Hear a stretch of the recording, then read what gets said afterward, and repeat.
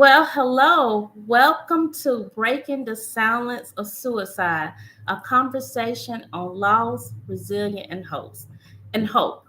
I'm your host. I am Felicia Cameron, and I am a licensed clinical social worker for the Great Hospitality State of Mississippi.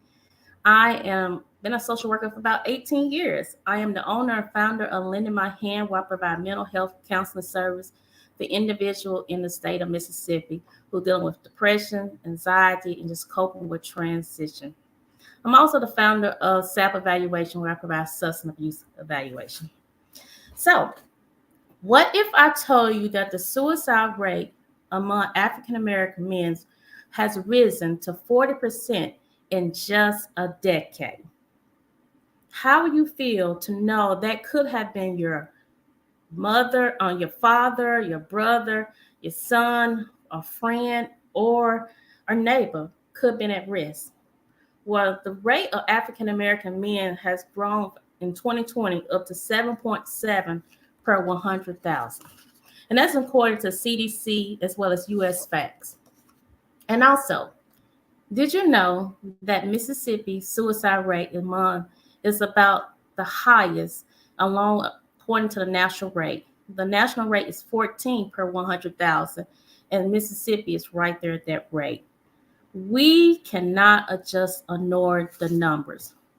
The purpose of our conversation here today is to talk about mental health and suicide among the Black community, and to focus and to break and talk about breaking the stigma and to open up conversation. So, just a few announcements. I want to encourage you to make sure you stay towards the end. At the end, there are those who have registered. You will receive some information about the resource guide, as well as towards the end, we'll be sharing additional information that we have about upcoming things that we have going on. So, and also you'll see to your side, you might see the comments. You're welcome to put in some comments, and we might post your comments to the webinar. So, before we get started, I do want to talk about a trauma. I want to tell you about the trauma disclaimer before we get started.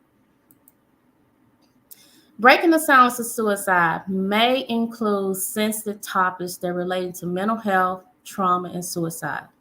If you feel overwhelmed or triggered anytime, I encourage you to please step away, take necessary breaks as needed, and reach out to support from a family, friend, or a mental health professional.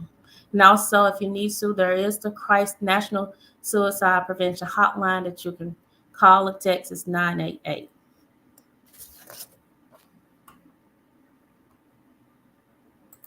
And I just want to encourage you also, this is for information purpose. This does not constitute as a substitute for counseling therapy. So if you do need to see someone, I ask you, encourage you to seek professional. So let's introduce our guest. Let me bring to the stage. I'm going to introduce our guest. Our guest is Mareko Brown. I'll be looking down because I'm reading y'all. Mareko Brown is the driving force behind MenTalk Growth. He is serving as the founder and CEO. Hailing from Jackson, Mississippi, Mareko Brown brings a wealth of experience and expertise to his role.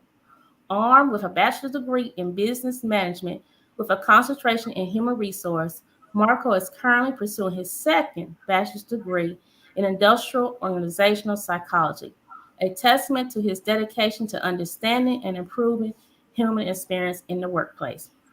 In honor of his brother's legacy, Mareko has founded MenTalk Growth, a nonprofit organization dedicated to fostering healthy mindset with urban communities and promoting mental and physical well-being among men of all ages. And through this platform, Mareko, with his team, aspiring to educate and support the growth and development of mentally and physically healthy lifestyle within the community. Envision a future with holistic wellness and accessibility to all. So next we'll be hearing from Mareko. And after we hear from Mareko sharing his story, we'll be opening up with some questions. Go ahead, Mareko. All right. Thank you so much. Can everybody hear me okay? Somebody put in the chat that you can hear me okay.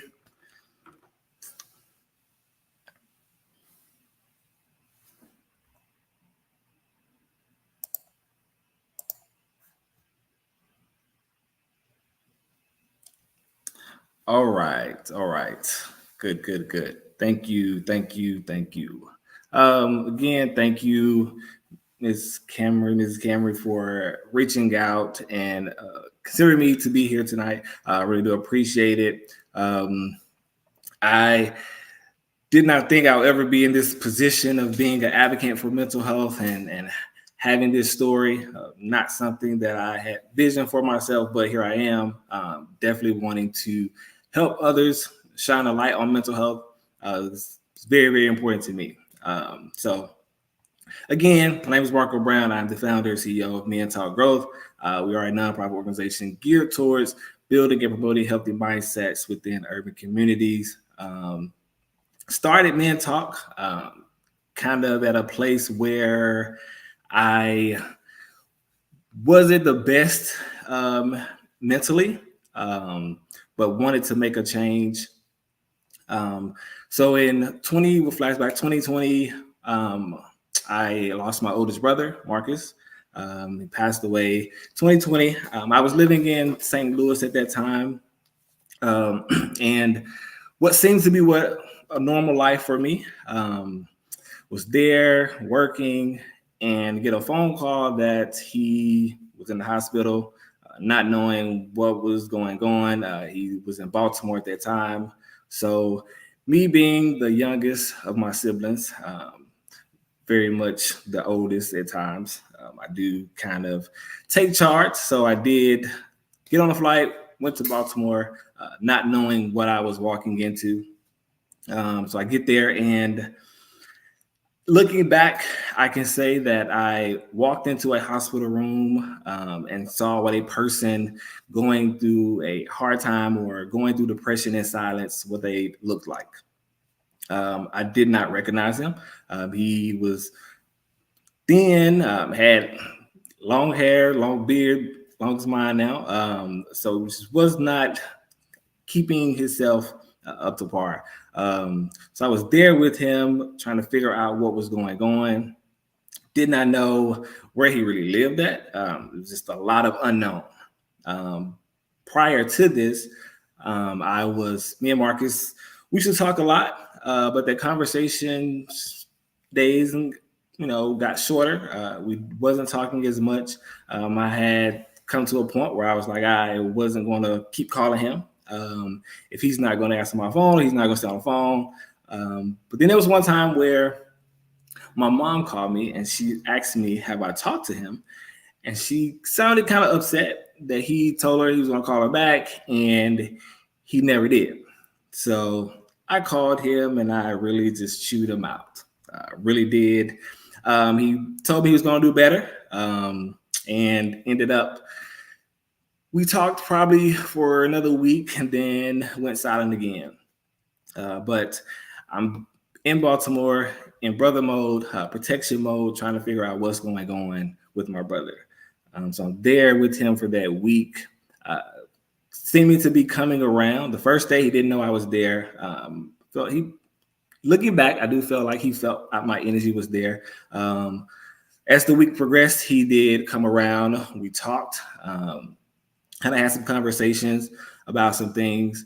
I'm at a point in my journey where there are certain topics that I'm not healed enough to talk about. I'm still working through that. This is a journey for me.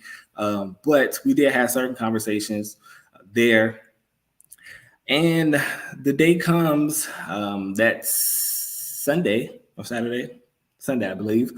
I'm there, and I did not go to the hospital that day. His friends decided they would take the place and go. I had been going all week. Talked to the nurse that morning, said he was doing fine. He had just ate breakfast, and he needed a blood transfusion. So I gave consent to that, and then went on about my day. About 2:00, I want to say, the afternoon, I get a phone call saying, get to the hospital ASAP. Not knowing what that was about, I'm asking what's going on, and get no answers. Just to get here ASAP. And now I can say this is probably the first time I've mentioned this in this story, but as a triggering moment for me was hearing on the other line, on the other side of the phone, the doctor telling me he may not be alive when you get here. To me, that was just a moment of just adrenaline about it. Just I did not know what to think. I was in panic mode. So I'm trying to get there. I was 5 minutes away. Get a phone call that say he had his heart stopped. He had passed away. I walk in the room and he's laying there, and I went numb at that point, I would say. But looking back as well, I would say going to his, when I finally found where he lived at, going to his place, I seen what a person going through a dark time, going through depression in silence lived like. His place was very, very unkept, very cluttered.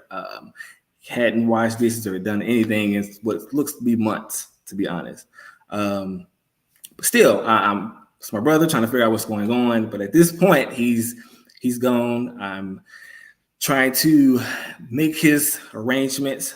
This was not the plan that I had coming to Baltimore, not knowing I would be getting my brother, making his final arrangements in Baltimore, getting him back home to Mississippi.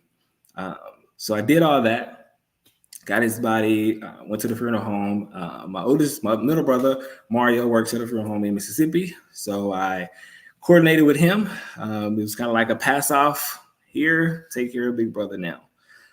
So went through his memorial service, and the day after he passed, I called my job to let them know that, and my manager told me, he was like, "Well, I'm sorry to hear that." He said, "But I do want to tell you that you did get promoted, inclined, they called it, promoted on the job as the area manager." So I'm like, "Yeah, okay, good, happy, not really happy at the time." So I get back to Mississippi, and I'm there with him, there with my family, and getting his final arrangements together.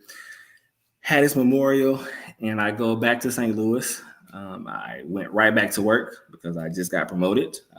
I was on a new shift, so I'm just kind of on a adrenaline rush right now. I'm just going. It's peak season, like a new role, new people. It's busy at work, so I'm just going. Just really haven't coped or accepted anything that just happened.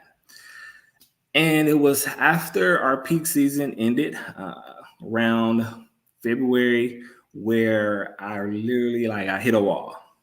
I became very filled with emotions that I did not know how to handle or address at the time. I was lashed out, kind of had some very, very heated conversations with friends, and a lot of things happened. I was very angry, very, just not myself, but did not know how to express or how to deal with it. So I was dealing with it in not the good way.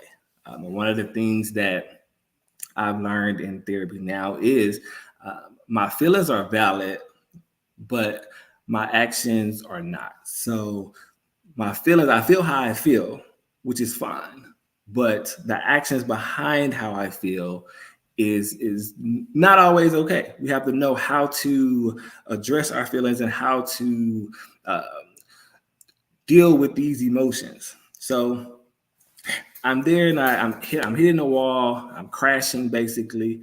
I'm getting to a point. It's hard. I can't really eat. I just want to sleep. I get up and go to work. I'm not really putting my best foot forward at work, but I'm just in emotion right now. And I say at that time I was like 2 ZQL gummies and Advil PMs. It was my best friend.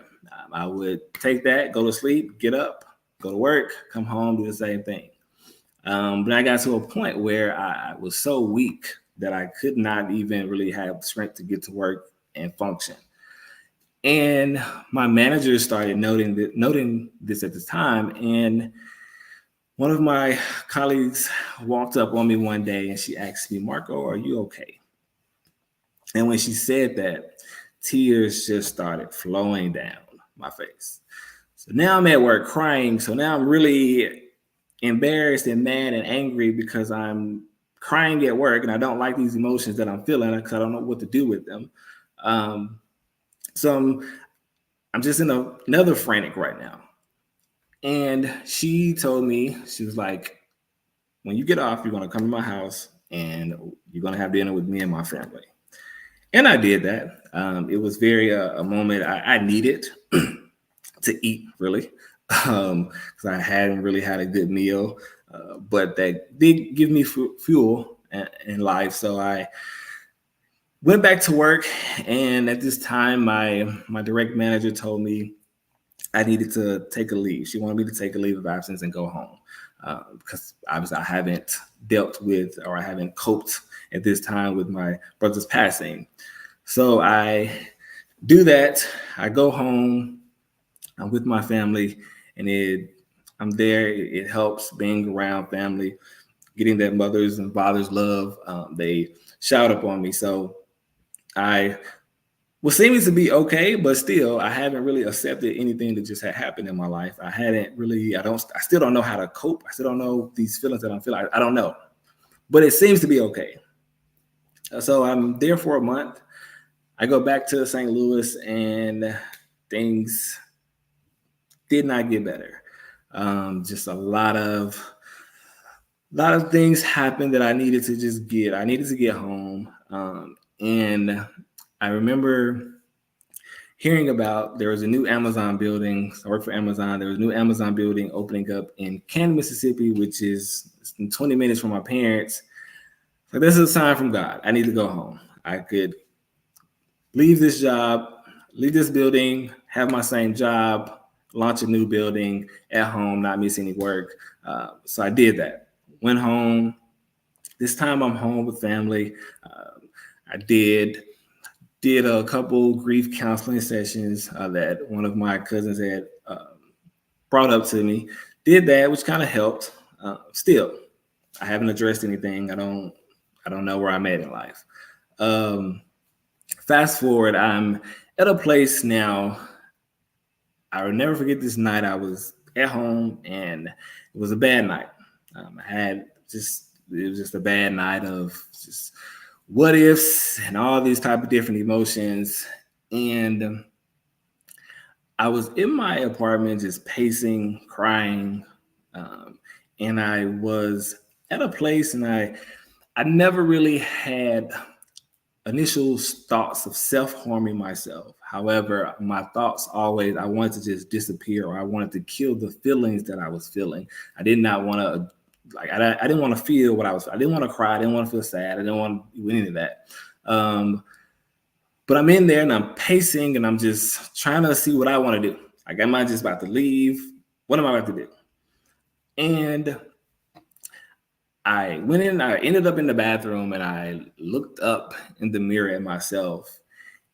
And it was like a clear, stern voice that I heard of my brother saying, "Get yourself together." And it startled me so much that I just had chills, and I was stunned to even experience that. So I lay down and I go to sleep. And the next morning, the thoughts in my head were, I don't want to be another traumatic experience for my family. So at that point, I started trying to read about it, trying to come to terms, trying to be a better person mentally, and came about the ideal of wanting to honor him. Marcus was very well known in his community, in his area. He did a lot of nonprofit work himself. So I wanted to shine that light on him because I remember being at the hospital with him, and the nurse was talking, and she was talking to me as if she made a statement of it like her brother went through this, and she made it seem like he was just this drunk that was just like on the street, and it really did something to me. So thinking about this at that point, I really wanted to turn that light and shine the light on the work he did and honor him in a way that would help others. So it came about MenTalk growth, wanting to be on a journey of healing, wanting to really help other men have a safe place to be vulnerable, to talk about our emotions. Um, like I said, I'm currently in therapy. I go to therapy just about every Thursday or every other Thursday. So it's not something I'm ashamed to talk about because it's needed. When I went through a very traumatic experience in my life, and I needed help. I needed an outlet to talk. So hence MenTalk growth. Definitely want to talk about things that happen in our lives. As men, we kind of suppress those feelings all the time. We don't want to go to the doctor, or we don't believe in certain things, but it's needed, right? So definitely being an advocate for mental health is very important to me. I'm at a place where there are certain things that I really do to kind of stay on the right track. Like I said, I'm still on this journey. Even last week, I would say I had a birthday last Saturday, and last week was kind of a tough week for me, to be honest. I mentally was had a lot of what if thoughts, had a lot of am I in the right place in my life right now? What am I doing? Like, where am I? And then thoughts of missing my brother. Normally around my birthday, like I would talk with him, we would laugh, joke. And then the point of just getting older. So there's a lot of emotions that whole week. And Saturday came, had a great birthday. But Saturday ended with me having a moment in my car, just screaming and crying.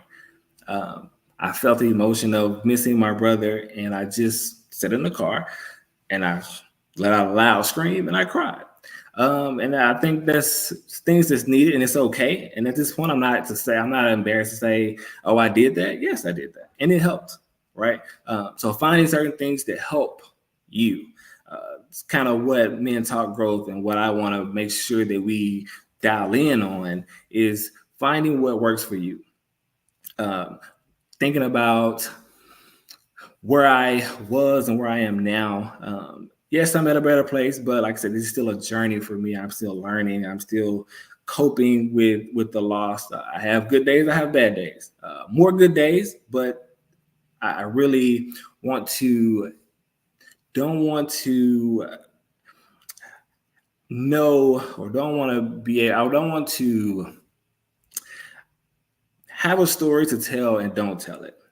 Definitely want to make sure that I tell my story. I shine lights on my ups and downs to help another man not go through those moments or not feel shamed about the feelings that they have. So, like I said, mental growth is something just very, very dear to me. I really worked hard to put this together, wanting to shine this light, wanting to be an advocate in the community for mental health.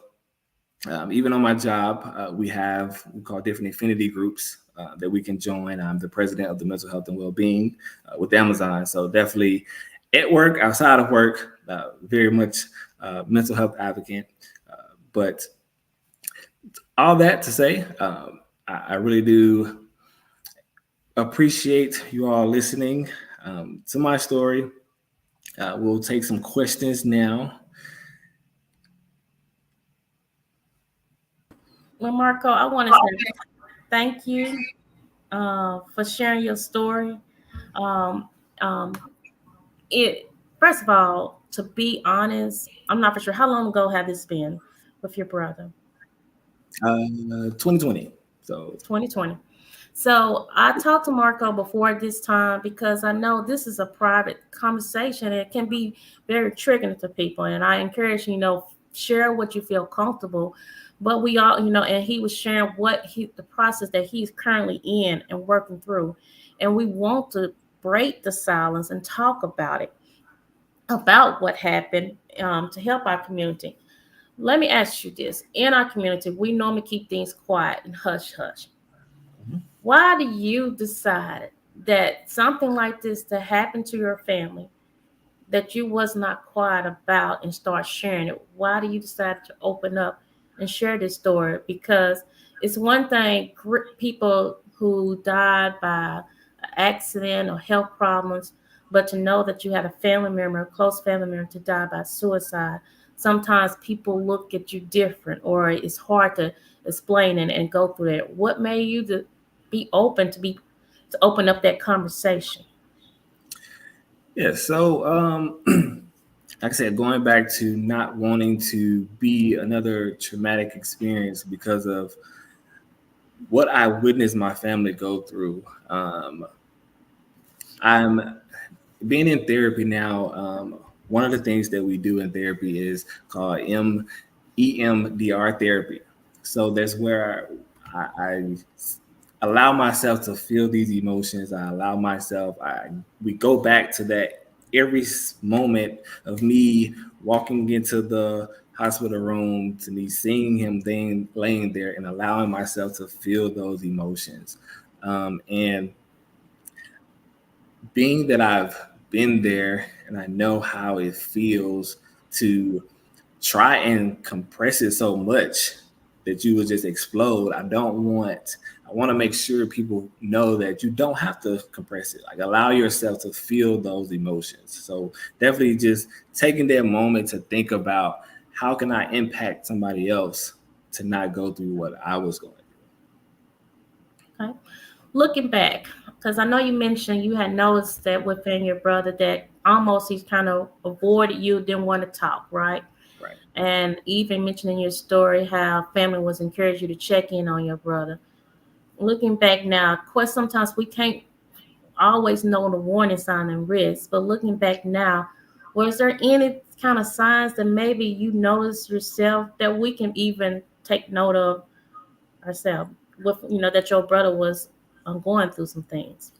Yes. The biggest sign was this the withdrawal, knowing how our conversation was, and then how it came about, like how it just changed over time.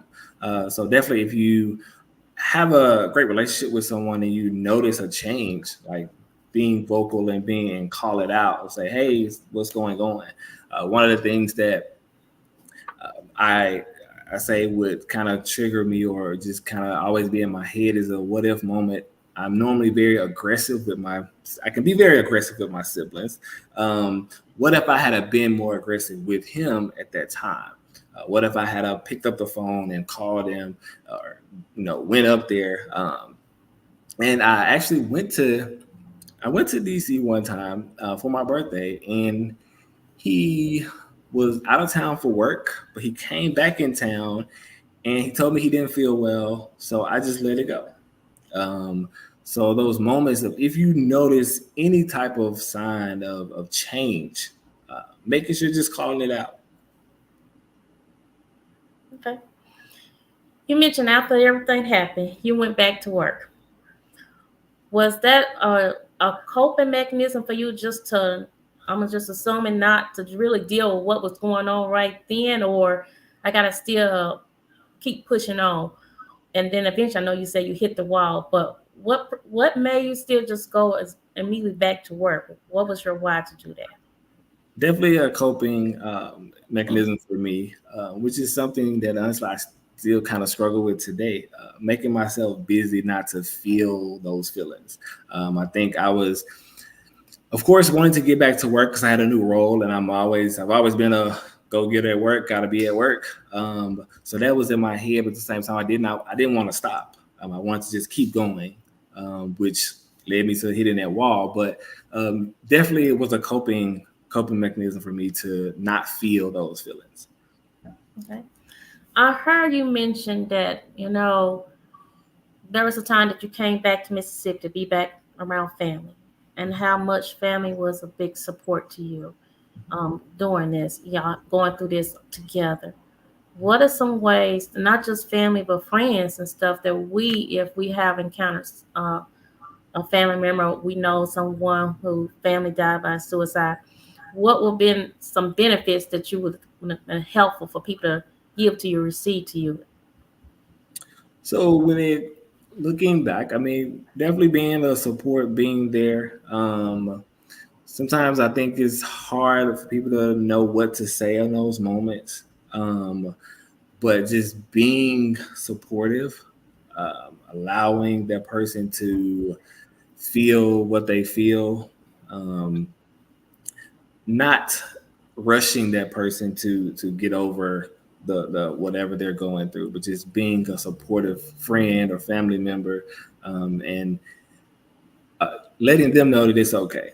Um, Asking them, are they okay? I think my one of my biggest breaking points was when my colleague asked me, Marco, are you okay? And it kind of just broke me to the point of I couldn't hold those emotions in anymore.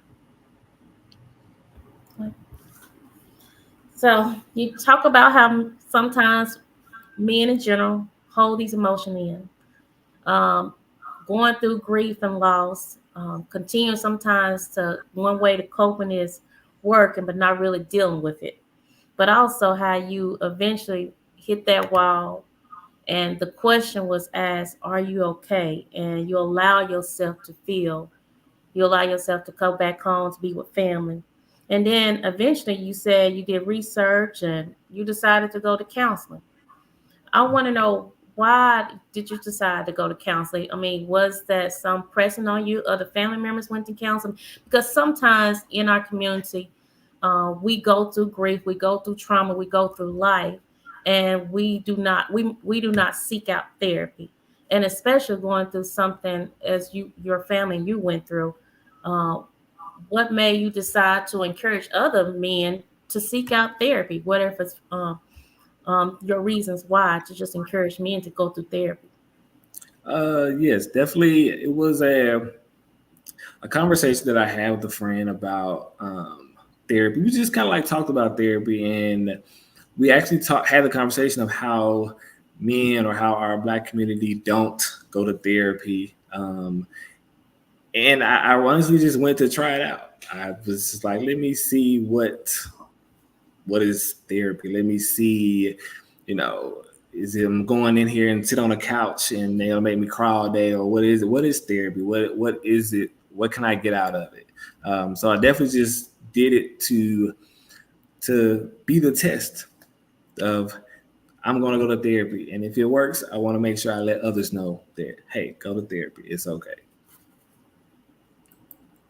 So let me ask you. So how has really? I know you said you decided to create mental, but can you go a little bit further? How creating mental growth? How did it really help in your healing process?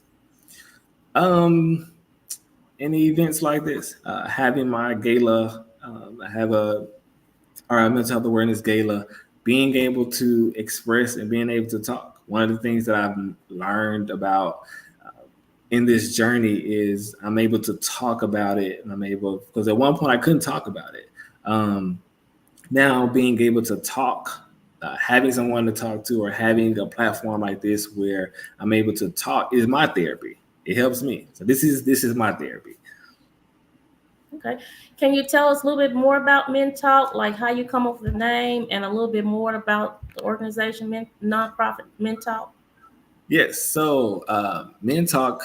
I use my brother's initials. His name was Marcus Terrell Gray, so I used his initials, MTG, to kind of form um, the name Man Talk. But definitely using talk was very important to me to put that in there because, like I said, it's my therapy. But with Men Talk, definitely just using this platform to be in the community, hosting or being part of events like this, making sure that we're staying relevant. We're hosting certain events that we can shine the light on mental health. That's kind of the biggest focus that I have with Men Talk. Just being there, just making a safe place for men. Thank you. So let me ask this question. First of all, do for those who are watching, do y'all have any questions that we can ask of Marco?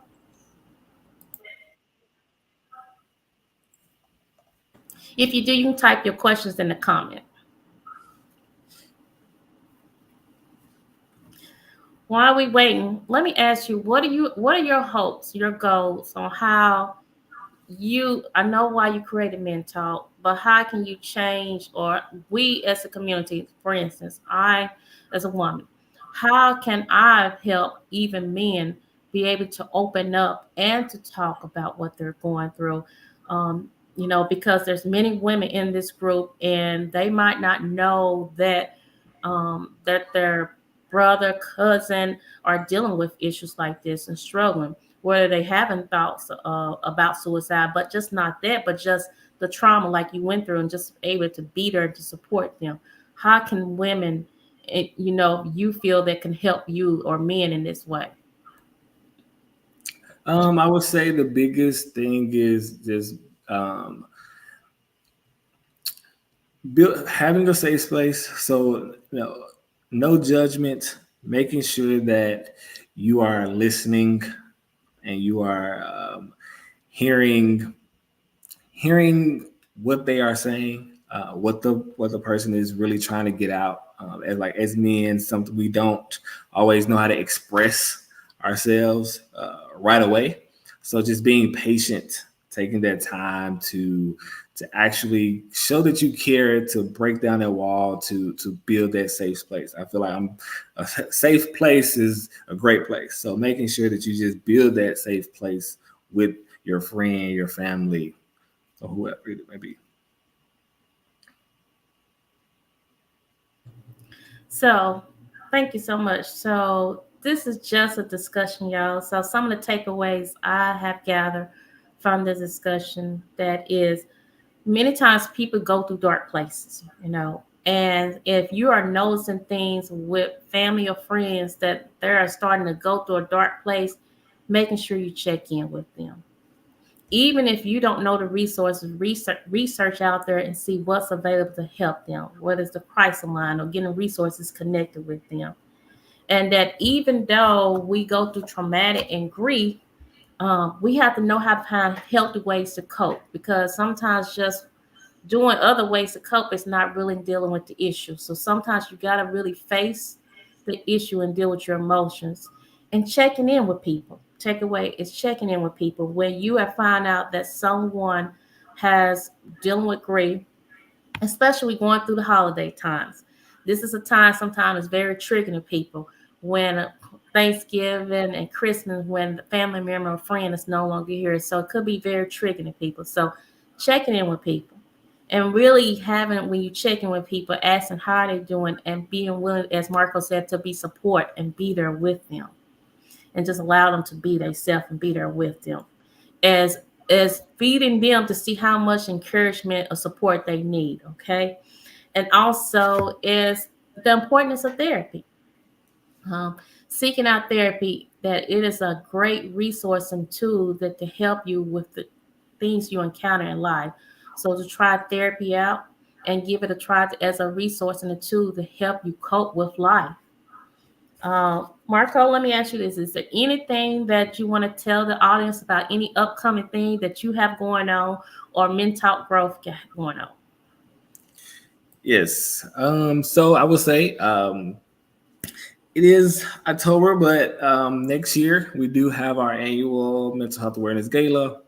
This be set for April 5th, which will be in Jackson, Mississippi. So definitely be on the lookout for that. Definitely want to see everybody out there. Another thing that I'm working on publishing my first book, which will be entitled The Purpose of My Pain, The Pain of My Purpose.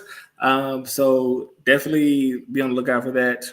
Very excited to get that out there and share that, to share my story more in detail and kind of put that out there. So definitely be on the lookout for the book.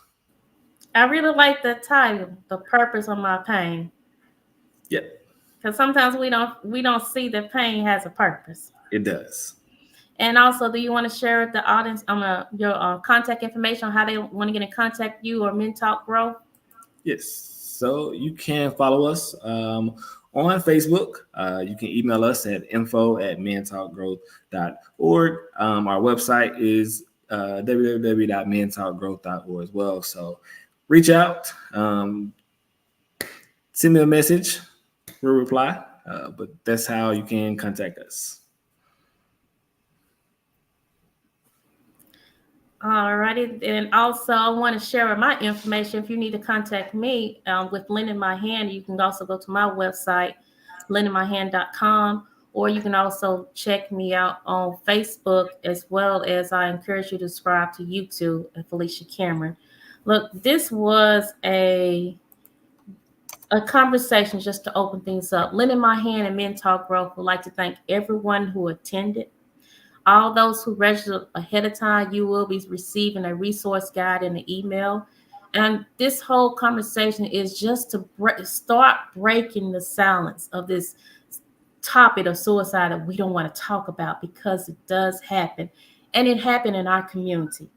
Sometimes we think, but oh no, that's in another race. No, it happened in the African American community. And we want to break the silence. We want to shatter it. So I encourage you to share this video out. Let's start talking about it. Let's be there for each other. And thank you again for joining Breaking the Silence for Suicide. And we'll talk to you later. Thank you. Thank you.